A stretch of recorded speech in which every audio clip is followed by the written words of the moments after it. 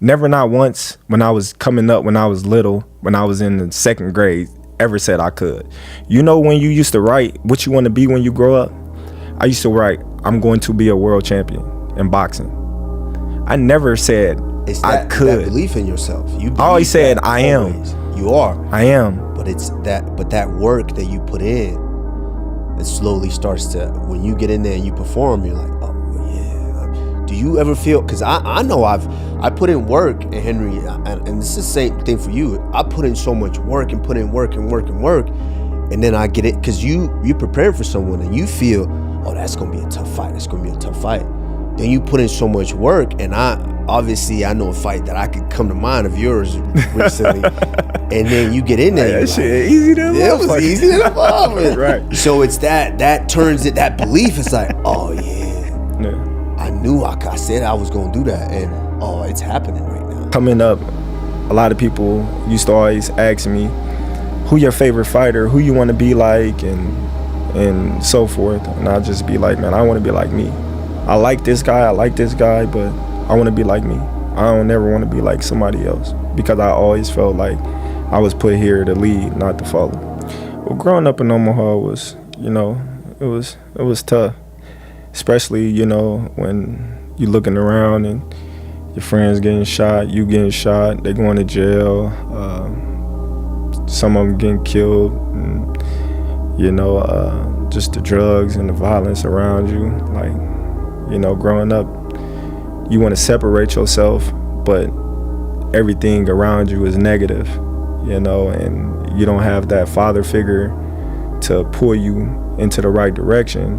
Your mom, she's working, so you out playing with your friends, that's all negative, that's getting into a lot of things. So you got to make a decision on your own, and sometimes you make the wrong decision, and sometimes you got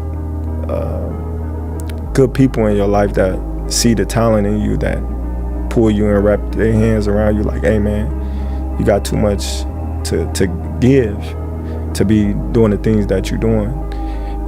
Granted that I always looked at myself as a leader. I never drunk, I never smoked, I never, had to do the things that my friends was doing, because I always felt like I was the leader, I was the one. So when we out shooting dice or kicking it, I'd be like, all right, y'all, man, I gotta go to the gym. They'd be like, all right, man, go work out. Never, not one time have any of my friends ever been like, oh, no, man, don't go to the gym, come with us. They'd be like, all right. Or sometimes they'd be like, man, it's about that time, man, you gotta go.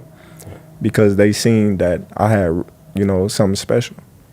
Right. And when I started playing football, basketball, and wrestling and stuff like that, and I wasn't boxing, then it was just like we were all with each other. But once I started back boxing and got serious, then it was just like, man, I'll take off like that. I'll go run to the gym, or my coach would come and pick me up. It got to the point where when I came home from school, my coach was waiting on me to come and grab me, because he was like, man, you getting in too much trouble in the streets. Come on, let's go. So I'll be at his house for hours until we go to the gym and just watching boxing. But speaking about a little bit of that, you've rolling the dice, and I saw this interview recently with you. How you ended up getting shot in the head, man. Yeah. I think it was, which is, I don't think you've ever brought it up. Like I don't think you ever wanted kind of that publicity. But I feel like recently, and that's, obviously I followed you quite a bit, but you talk about a little bit of that day where, man, you probably shouldn't be sitting on that damn seat. I mean, they do want to take you out from you sitting in your car counting your money, next year, bah! No, it wasn't even like that. That's why I don't even like to talk about it, because I like to keep it positive. It's something that I overcame, it's behind me, and I just look forward to the future instead of the past. And it wasn't like somebody just came up and shot me in the back of my head and stuff like that. No, it was just a rival neighborhood that came up, started shooting, and shot me and my homie. I got hit through my car, and he was outside, and he got hit. So yeah, was he okay? Yeah. No, I completely get that, and that's something that I understand about you a little bit. What I see is, and that's probably why we haven't crossed paths all these years, but it's you seem very reserved and you seem pretty private for the most part, which except obviously the people in your circle that really know you.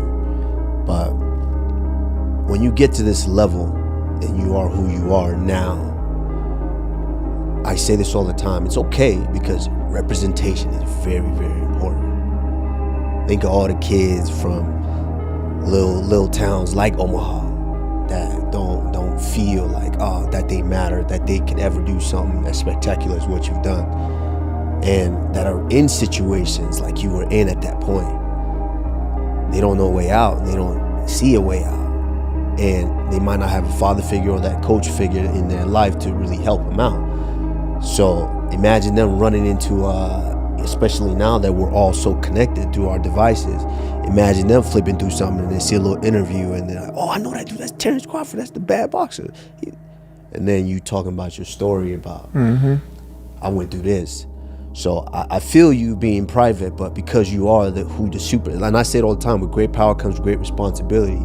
And that responsibility for you is the fact that you are who you are now, pound for pound, world recognized. And so there's kids that want to hear that. So I know you private, but it's okay to share that, because now we know, them kids know, like, oh man, if he can do it, shit, I might be able to do it too. And next thing you know, or at the wrong place at the right time. You know what I'm saying? Like you just happen to be a victim sometimes. That almost seems like a little bit. Yeah, and then they, oh man, that, you know, that you 50.